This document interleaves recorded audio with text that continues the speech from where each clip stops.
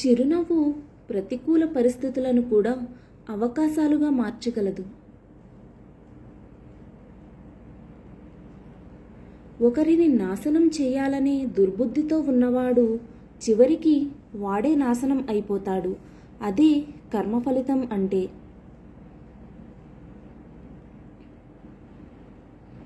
చిన్న రంధ్రం నిండు కుండను ఖాళీ చేసినట్టే అణువంత అహం చక్కటి అనుబంధాన్ని దెబ్బతీస్తుంది. అశాంతి ఆందోళనతో విందు భోజనం చేసే కన్నా మనశ్శాంతిగా ఓ రొట్టె ముక్క తిన్నా చాలు. తప్పు ఎవరిదైనా కావచ్చు. ఒక మాట తగ్గి బతకడంలో ఉన్న ఆనందం 1000 మంచి మాటలతో సమానం. బద్ధకమే నీ అసలు శత్రువు. అది నీ ఎదుగుదలకు అడ్డం, నీ పేదరికానికి మూల కారణం.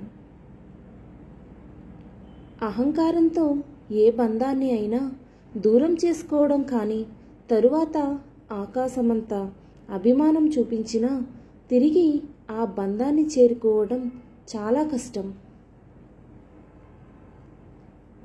విల్లు వంగితే కానీ బాణం ముందుకు దూసుకుపోదు. ఒళ్ళు వంగితే కానీ జీవితం ముందుకు సాగదు. మనం ఎలా ఉండాలో ఏకాంతం నేర్పితే మనం ఎలా ఉన్నామో సమాజం చెబుతుంది. మనకు 3 గంటల వినోదాన్ని పంచే సినిమా నటుడు హీరో అయినప్పుడు మనకు 3 పూటలా అన్నం పెట్టే రైతు కూడా సూపర్ హీరోనే.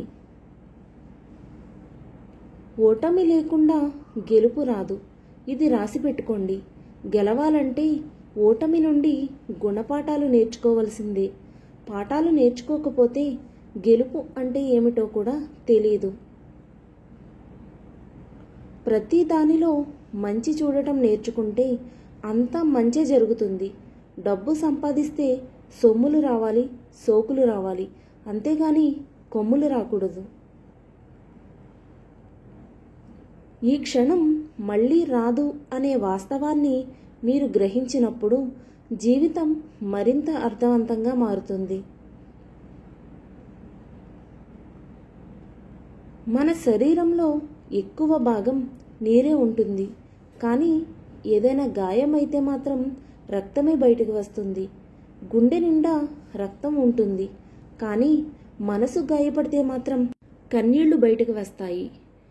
ఈ వీడియో కనుక మీకు నచ్చినట్లయితే ప్లీజ్ లైక్ చేయండి, షేర్ చేయండి, సబ్స్క్రైబ్ కూడా చేయండి. పక్కనే ఉన్న బెల్ ఐకాన్ని మాత్రం క్లిక్ చేయండి. Thank you for watching.